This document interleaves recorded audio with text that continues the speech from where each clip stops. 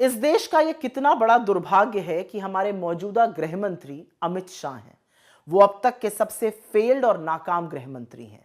भारत में गृह मंत्री का काम देश की आंतरिक सुरक्षा को चुस्त दुरुस्त रखना है, कानून व्यवस्था को बरकरार रखना है और देश की सीमाओं को सुरक्षित रखना है।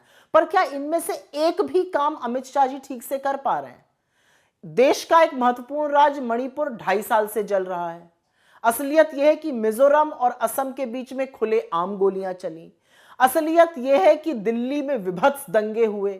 असलियत यह है कि पहलगाम में दर्दनाक आतंकी हमला हुआ। यह अलग बात है कि इनके साहबजादे जो हैं वो पाकिस्तान से क्रिकेट खिलवा रहे हैं। और असलियत यह है कि अब लद्दाख जैसी शांत जगह में भी हिंसा की आग जल उठी है, भड़क रही है।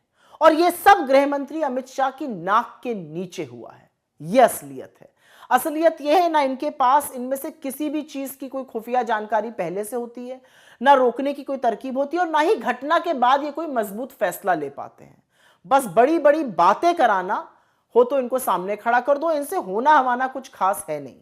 ये सिर्फ चुनावी रैलियां करना जानते हैं। ये ईडी, सीबीआई, इनकम टैक्स जैसी एजेंसीज को विपक्ष के खिलाफ लगा देते हैं, उनको डराने, धमकाने, आतंकित करने के लिए। विधायकों की खरीद फरोख्त कर कर, नीलामी करके चुनी हुई सरकारें गिराना इनकी एक और बड़ी स्पेशलिटी है। पर इनकी गृह मंत्री के तौर पर जो विफलता है वो किसी से भी छुपी नहीं है और उसका खामियाजा हमारा देश उठा रहा है।